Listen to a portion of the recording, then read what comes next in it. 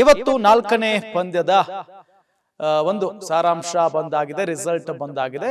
Australia win ಆಗಿದೆ, ಭಾರತ ಸೋತೋಯ್ತು. ಹೀನಾಯವಾಗಿ ಸೋತ್ ಹೋಗಿದೆ ಭಾರತ. ಹೀನಾಯವಾಗಿ ಯಾವುದೇ ರೀತಿಯಾದಂತಹ ಫೈಟ್ ಕೂಡ ಕೊಟ್ಟಿಲ್ಲ.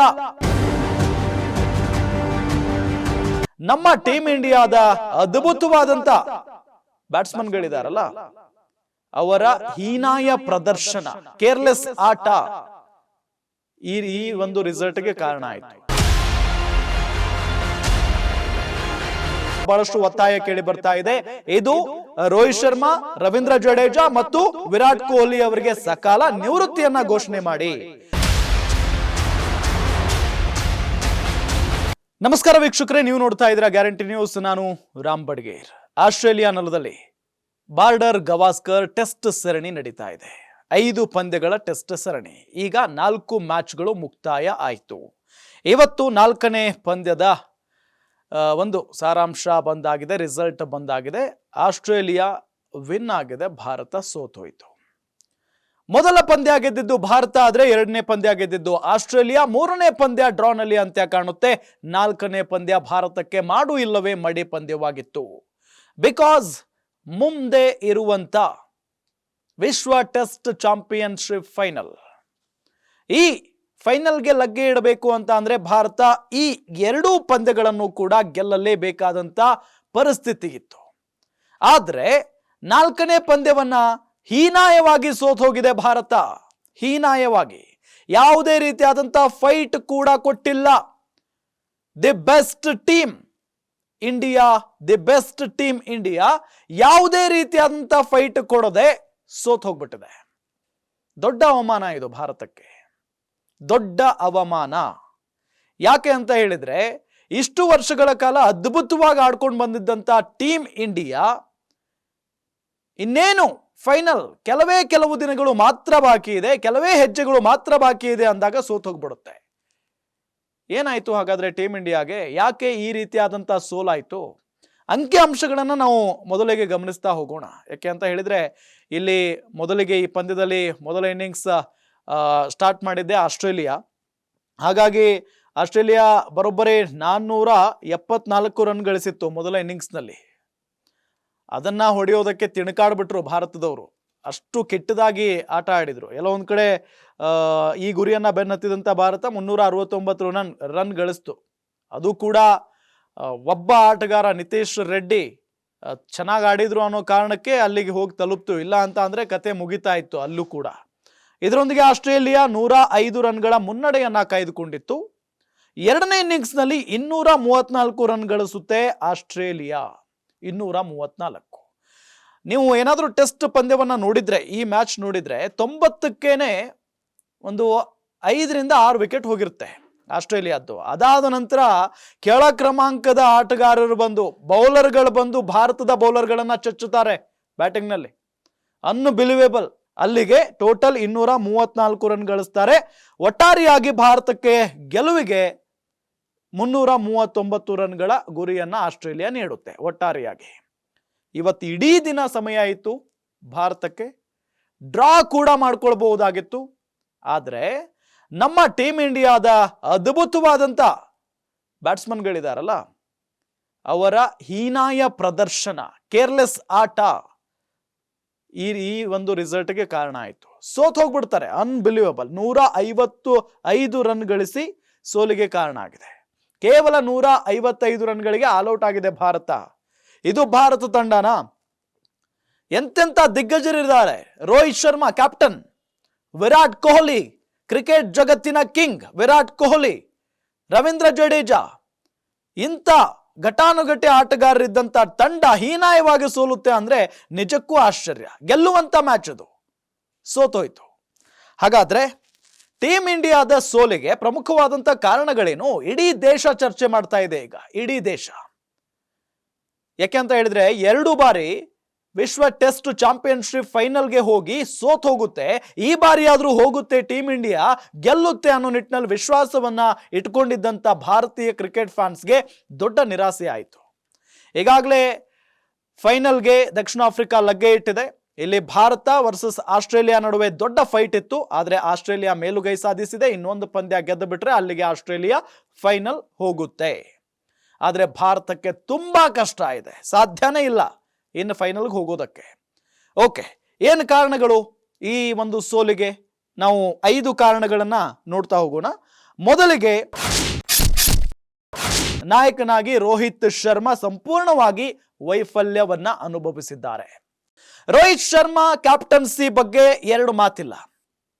ಆದ್ರೆ ಈ ಸರಣಿ ಇದೆಯಲ್ಲ, ರೋಹಿತ್ ಶರ್ಮಾ ಪಾಲಿಗೆ ದೊಡ್ಡ ಮುಳುವಾಗ್ಬಿಡ್ತು.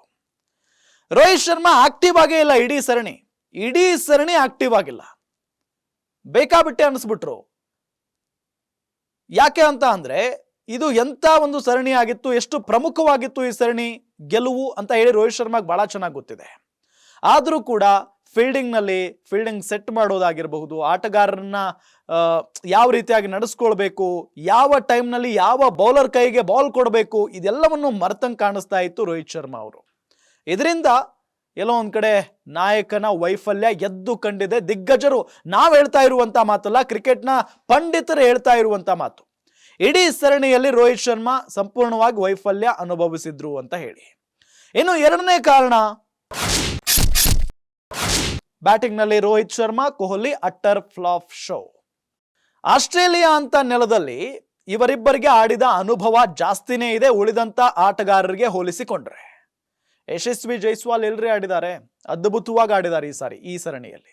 ನಿತೀಶ್ ರೆಡ್ಡಿ ಫಸ್ಟ್ ಸರಣಿ ಇದು ಆಸ್ಟ್ರೇಲಿಯಾದಲ್ಲಿ ಸೆಂಚುರಿ ಬಾರಿಸಿದ ಆ ಹುಡುಗ.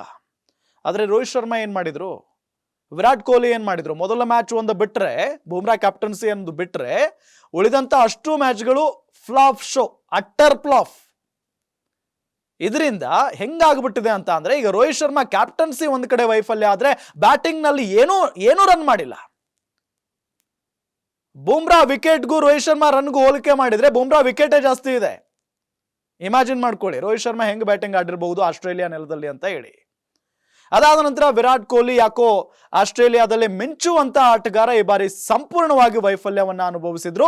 ಪರಿಣಾಮ ಈ ಇಬ್ಬರು ಆಟಗಾರರು ಟೆಸ್ಟ್ ಕ್ರಿಕೆಟ್ಗೆ ನಿವೃತ್ತಿಯನ್ನ ಹೇಳಬೇಕು, ಗುಡ್ ಬೈ ಹೇಳಬೇಕು, ಇದೇ ಸಕಾಲ ಅನ್ನೋ ನಿಟ್ಟಿನಲ್ಲಿ ಕ್ರಿಕೆಟ್ನ ದಿಗ್ಗಜರು ಈಗ ಒತ್ತಾಯವನ್ನ ಮಾಡ್ತಾ ಇದ್ದಾರೆ. ರೋಹಿತ್ ಶರ್ಮಾ ಒಂದು ಕಡೆ ಟೆಸ್ಟ್ ನಲ್ಲಿ ಫೀಲ್ಡಿಂಗ್ ಮಾಡೋದಕ್ಕೂ ತಿಣುಕಾಡ್ತಾ ಇದ್ದಾರೆ, ಕ್ಯಾಪ್ಟನ್ಸಿ ಚೆನ್ನಾಗಿ ಮಾಡ್ತಾ ಇಲ್ಲ, ಇತ್ತ ಬ್ಯಾಟಿಂಗ್ನೂ ಕೂಡ ಚೆನ್ನಾಗಿಲ್ಲ.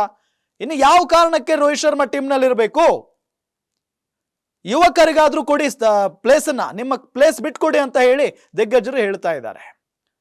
ನೋಡೋಣ ಇದರ ನಂತರ ವಿರಾಟ್ ಕೊಹ್ಲಿ ಮತ್ತು ರೋಹಿತ್ ಶರ್ಮಾ ಯಾವ ರೀತಿಯಾದಂತ ತೀರ್ಮಾನ ತೆಗೆದುಕೊಳ್ಳುತ್ತಾರೆ ಅಂತ ಹೇಳಿ. ಇನ್ನು 3ನೇ ಕಾರಣ, ಕ್ಯಾಚ್ ಬಿಟ್ಟು ಮ್ಯಾಚ್ ಕೈ ಚೆಲ್ಲಿದ ಯಶಸ್ವಿ ಜೈಸ್ವಾಲ್ ಯಂಗ್ಸ್ಟರ್ ತುಂಬಾ ಚೆನ್ನಾಗಿ ಆಡಿದ್ರು ಈ ಒಂದು ಸರಣಿಯನ್ನ, ಮತ್ತು ಈ ಪಂದ್ಯದಲ್ಲೂ ಕೂಡ ಅದ್ಭುತವಾಗಿ ಬ್ಯಾಟಿಂಗ್ ಮಾಡಿದ್ರು ಯಶಸ್ವಿ ಜೈಸ್ವಾಲ್. ಆದರೆ ಅವರು ಬಿಟ್ಟಂತ ಒಂದು 2 ಕ್ಯಾಚ್ಗಳಿದಾವಲ್ಲ, ಅದರಲ್ಲೂ ಲುಬುಶೇನ್ ಕ್ಯಾಚ್, ಅದು ಪಂದ್ಯದ ಗತಿಯನ್ನೇ ಬದಲಾಯಿಸ್ಬಿಡುತ್ತೆ.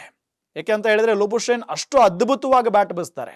ನಾನೀಗಾಗಲೇ ಹೇಳ್ತಾ ಇದ್ದೆ, 90ಕ್ಕೆ 6 ವಿಕೆಟ್ ಹೋದಾಗ ಲುಬುಶೇನ್ ಎಷ್ಟರ ಮಟ್ಟಿಗೆ ಅದ್ಭುತವಾಗಿ ನೆಲ ಕಚ್ಚಿ ಆಡಿದ್ರು ಅಂತ ಅಂದ್ರೆ, ಆ ಆಸ್ಟ್ರೇಲಿಯಾ ನೆಲ ಕಚ್ಚಿತ್ತಲ್ಲ ಅದನ್ನ ಮೇಲ್ಗಡೆ ತೆಗೆದುಕೊಂಡು ಹೋಗ್ಬಿಡ್ತಾರೆ. ಆದ್ರೆ ಲುಬುಶೇನ್ ಒಂದು ತಪ್ಪು ಮಾಡಿದ್ರು, ಕ್ಯಾಚ್ ಕೊಟ್ಟಾಗ ಅಲ್ಲಿ ನಮ್ಮ ಯಶಸ್ವಿ ಜೈಸ್ವಾಲ್ ಕ್ಯಾಚ್ ಹಿಡಿಲಿಲ್ಲ, 2 ಕ್ಯಾಚ್ ಬಿಟ್ರು, ಅಲ್ಲಿಗೆ ಪಂದ್ಯವನ್ನು ಕೈ ಚೆಲ್ಲಿದ್ರು ಅಂತ ಅರ್ಥ. ಫೀಲ್ಡಿಂಗ್ ಕೂಡ ಸಂಪೂರ್ಣವಾಗಿ ಫೇಲ್ ಆಗೋಯ್ತು ಟೀಮ್ ಇಂಡಿಯಾದ್ದು. ಇನ್ನು 4ನೇ ಕಾರಣ, ಬುಮ್ರಾ ಬಿಟ್ರೆ ಉಳಿದ ಬೌಲರ್ಗಳ ನೀರಸ ಪ್ರದರ್ಶನ. ಟೀಮ್ ಇಂಡಿಯಾ ಬೌಲಿಂಗ್ ವಿಭಾಗ ಅಂತ ಬಂದ್ಬಿಟ್ರೆ, ಬೌಲಿಂಗ್ ಡಿಪಾರ್ಟ್ಮೆಂಟ್ ಅಂತ ಬಂದ್ಬಿಟ್ರೆ ಅಲ್ಲಿ ಬುಮ್ರಾ ಮಾತ್ರ ಕಣ್ಣಿಗೆ ಕಾಣಿಸೋದು ಎಲ್ರಿಗೂ. ಬುಮ್ರಾ ಬಂದ್ರು ವಿಕೆಟ್ ತೆಗಿತಾರೆ, ಬುಮ್ರಾ ಬಂದ್ರು ಮೆಡನ್ ಮಾಡ್ತಾರೆ, ಬುಮ್ರಾ ಬಂದ್ರು ಮ್ಯಾಚ್ ಗೆಲ್ಲಿಸ್ತಾರೆ. ಬಿಟ್ರೆ ಇನ್ನು ಉಳಿದಂತ ಬೌಲರ್ಗಳ ಹೆಸರು ಯಾರಿಗೂ ನೆನಪಿಲ್ಲ ಅಂತ ಕಾಣಿಸುತ್ತೆ. ಮೊಹಮ್ಮದ್ ಸಿರಾಜ್ ಅನುಭವಿ ಬೌಲರ್, ಅದಾದ ನಂತರ ನಿತೀಶ್ ರೆಡ್ಡಿ ಈಗ ಆಲ್ರೌಂಡರ್, ಆದ್ರೆ ಅನುಭವದ ಕೊರತೆ ಇದೆ ಆಸ್ಟ್ರೇಲಿಯಾ ನೆಲದಲ್ಲಿ. ಇನ್ನು ರವೀಂದ್ರ ಜಡೇಜಾ ಎಷ್ಟರ ಮಟ್ಟಿಗೆ ಬೌಲಿಂಗ್ ಮಾಡಿದ್ದಾರೆ, ಆಕಾಶ್ ದೀಪ್ ಕೂಡ ಅನನುಭವಿ, ಆದ್ರೂ ಕೂಡ ಆಕಾಶ್ ದೀಪ್ ಸ್ವಲ್ಪ ಮಟ್ಟಿಗೆ ಚೆನ್ನಾಗಿ ಮಾಡಿದ್ದಾರೆ, ಆದ್ರೆ ವಿಕೆಟ್ ಟೇಕಿಂಗ್ ಅಷ್ಟು ಎಬಿಲಿಟಿ ಕಾಣಿಸ್ಲಿಲ್ಲ ಈ ಒಂದು ಸರಣಿಯಲ್ಲಿ, ಈ ಒಂದು ಮ್ಯಾಚ್ ನಲ್ಲಿ. ಆದ್ರೆ ಬೂಮ್ರಾನೇ ನೆಚ್ಕೊಂಡ್ಬಿಟ್ಟು ಉಳಿದಂತ ಬೌಲರ್ಗಳು ಸಂಪೂರ್ಣವಾಗಿ ವೈಫಲ್ಯ ಆಗ್ಬಿಟ್ರು. ಇದರಿಂದ ಮ್ಯಾಚ್ಗಳು ಸೋಲೋದಕ್ಕೆ ಕಾರಣ ಆಯ್ತು. ಆಸ್ಟ್ರೇಲಿಯಾದ ಬೌಲರ್ಗಳು ಎಷ್ಟರ ಮಟ್ಟಿಗೆ ಚೆನ್ನಾಗಿ ಬ್ಯಾಟಿಂಗ್ ಮಾಡಿದ್ರು ಅಂತ ಅಂದ್ರೆ, ನೆಥನ್ ಲಯನ್ ಅರ್ಧಶತಕ ಗಳಿಸ್ತಾರೆ, 9 ಕ್ರಮಾಂಕದಲ್ಲಿ ಬ್ಯಾಟಿಂಗ್ ಬೀಸಿದಂತ ನೆಥನ್ ಲಯಾನ್ 50 ಮಾಡ್ತಾರೆ. ಅದು ಒಬ್ಬ ಬೌಲರ್ ಜೊತೆಗೆ ಪಾರ್ಟ್ನರ್ಶಿಪ್. ಅದ್ಭುತವಾಗಿ ಬ್ಯಾಟಿಂಗ್ ಮಾಡ್ತಾರೆ ನೆಥನ್ ಲಯಾನ್. ಇಂಥ ನಮ್ಮ ಬೌಲರ್ಗಳು ಇನ್ನು ಹೇಗೆ ನಾವು ಇಮ್ಯಾಜಿನ್ ಮಾಡ್ಕೊಳ್ಳೋಕೆ ಸಾಧ್ಯ? ಇವರಿಂದ ವರ್ಲ್ಡ್ ಕಪ್ ಗೆಲ್ಲಿಸ್ಬಿಡ್ತಾರೆ, ನಮ್ದು ಅಕಸ್ಮಾತ್ ಫೈನಲ್ ಹೋಗಿಲ್ಲ, ಪುಣ್ಯ ನಮ್ದು, ಅಲ್ಲಿ ಮರ್ಯಾದೆ ಕಳ್ಕೊಳ್ಬೇಕಾಗಿತ್ತು. ಅದಾದ ನಂತರ 5ನೇ ಕಾರಣ, ಟೀಮ್ ಇಂಡಿಯಾದಲ್ಲಿ ಉತ್ಸಾಹನೇ ಇಲ್ಲ. ಇದಂತೂ ಮೊದಲಿನಿಂದಲೂ ಕಂಡು ಬರ್ತಾ ಇದೆ. ಉತ್ಸಾಹ ಅನ್ನೋದೇ ಇಲ್ಲ ಟೀಮ್ ಇಂಡಿಯಾದಲ್ಲಿ. ಮೊದಲ ಟೆಸ್ಟ್ ಮ್ಯಾಚ್ ಏನಾಯ್ತಲ್ಲ, ಅದು ಬುಮ್ರಾ ಕ್ಯಾಪ್ಟನ್ಸಿಯಲ್ಲಿ, ಆ ಟೆಸ್ಟ್ ಮ್ಯಾಚ್ನಲ್ಲಿ ಇದ್ದಂಥ ಉತ್ಸಾಹ ಇನ್ನುಳಿದಂಥ 3 ಟೆಸ್ಟ್ ಮ್ಯಾಚ್ಗಳಲ್ಲೂ ಕೂಡ ಕಂಡು ಬರಲಿಲ್ಲ. ಬುಮ್ರಾ ಕ್ಯಾಪ್ಟನ್ ಆಗಿದ್ರು, ಅಲ್ಲಿ ಬುಮ್ರಾ ಕ್ಯಾಪ್ಟನ್ ಆದರೆ ವಿರಾಟ್ ಕೊಹ್ಲಿ ಕ್ಯಾಪ್ಟನ್ ಆದಂತೆ ಅಂತ ಹೇಳಿ ಆಸ್ಟ್ರೇಲಿಯಾದ ದಿಗ್ಗಜರೇ ಹೇಳ್ತಾರೆ. ನಾವು ರೋಹಿತ್ ಶರ್ಮಾ ಕ್ಯಾಪ್ಟನ್ಸಿಗೆ ಅಷ್ಟು ಹೆದರಲ್ಲ, ಟೀಮ್ ಇಂಡಿಯಾ ಚೆನ್ನಾಗಿರುತ್ತೆ. ಆದರೆ ಅಕಸ್ಮಾತ್ ಆಗಿ ಬುಮ್ರಾ ಕ್ಯಾಪ್ಟನ್ ಆಗಿಬಿಟ್ರೆ ನಮಗೆ ಭಯ ಶುರುವಾಗುತ್ತೆ. ಬಿಕಾಸ್ ಅಲ್ಲಿ ಬುಮ್ರಾ ಕ್ಯಾಪ್ಟನ್ ಆಗಿರಲ್ಲ, ವಿರಾಟ್ ಕೊಹ್ಲಿ ಕ್ಯಾಪ್ಟನ್ ಆಗಿರ್ತಾರೆ. ವಿರಾಟ್ ಕೊಹ್ಲಿ ಕ್ಯಾಪ್ಟನ್ ಆದ್ರೆ ಅಗ್ರೆಸಿವ್ನೆಸ್ ಎಕ್ಸ್ಟ್ರಾ ಆಗಿ ಹೋಗ್ಬಿಟ್ಟಿರುತ್ತೆ ಟೀಮ್ ಇಂಡಿಯಾದ್ದು. ಟೀಮ್ ಇಂಡಿಯಾ ಆಟಗಾರರು ಒಬ್ಬೊಬ್ರು ಕೂಡ ಬೆಂಕಿ ಚೆಂಡಿನಂತೆ ಆಡ್ತಾರೆ ಅಂತ ಹೇಳಿ ಅಲ್ಲಿನ ಆಸ್ಟ್ರೇಲಿಯಾದ ಆಟಗಾರರೇ ಹೊಗಳ್ಬಿಟ್ಟಿದ್ರು. ಆದ್ರೆ ರೋಹಿತ್ ಶರ್ಮಾ ಕ್ಯಾಪ್ಟನ್ಸಿಯಲ್ಲಿ ಯಾವುದೇ ರೀತಿಯಾದಂಥ ಉತ್ಸಾಹ ಕಾಣಿಸ್ಲಿಲ್ಲ ಟೀಮ್ ಇಂಡಿಯಾದ್ದು. ಇದು ಬಹಳ ಬೇಸರದ ಸಂಗತಿ. ಹಾಗಾಗಿ ಈ 5 ಕಾರಣಗಳು ಪ್ರಮುಖವಾಗಿ ಟೀಮ್ ಇಂಡಿಯಾ ಸೋಲಿಗೆ ಕಾರಣ ಆಯಿತು ಅಂತ ಹೇಳ್ಬಹುದು. ಇದೆಲ್ಲದರ ನಡುವೆ ಈಗ ಬಹಳಷ್ಟು ಒತ್ತಾಯ ಕೇಳಿ ಬರ್ತಾ ಇದೆ. ಇದು ರೋಹಿತ್ ಶರ್ಮಾ, ರವೀಂದ್ರ ಜಡೇಜಾ ಮತ್ತು ವಿರಾಟ್ ಕೊಹ್ಲಿ ಅವರಿಗೆ ಸಕಾಲ ನಿವೃತ್ತಿಯನ್ನ ಘೋಷಣೆ ಮಾಡಿ ಇನ್ನುಳಿದಂತ ಯುವ ಆಟಗಾರರಿಗೆ ಅವಕಾಶವನ್ನ ಮಾಡಿಕೊಡಿ, ನಿಮ್ಮ ಸ್ಥಾನವನ್ನ ಬಿಟ್ಟುಕೊಡಿ ಅನ್ನೋ ನಿಟ್ಟಿನಲ್ಲಿ ಈಗ ಸಿಕ್ಕಾಪಟ್ಟೆ ಆಕ್ರೋಶ ವ್ಯಕ್ತವಾಗ್ತಾ ಇದೆ. ನೋಡೋಣ ರೋಹಿತ್ ಶರ್ಮಾ ಅವರು ಈ ಒಂದು ಸರಣಿ ಆದ ನಂತರ ಏನಾದರೂ ನಿವೃತ್ತಿಯನ್ನ ಘೋಷಣೆ ಮಾಡ್ತಾರಾ, ವಿರಾಟ್ ಕೊಹ್ಲಿ ಅವರು ನಿವೃತ್ತಿ ಘೋಷಣೆ ಮಾಡ್ತಾರಾ, ಕಾದ್ ನೋಡ್ಬೇಕಾಗಿದೆ. ನೀವೇನ್ ಹೇಳ್ತೀರಿ? ಕಮೆಂಟ್ ಮುಖೇನ ತಿಳಿಸಬಹುದು. ನೋಡ್ತಾ ಇರಿ ಗ್ಯಾರಂಟಿ ನ್ಯೂಸ್, ಸುದ್ದಿ ಖಚಿತ, ನ್ಯಾಯ ನಿಶ್ಚಿತ. ಗ್ಯಾರಂಟಿ ನ್ಯೂಸ್, ಸುದ್ದಿ ಖಚಿತ, ನ್ಯಾಯ ನಿಶ್ಚಿತ.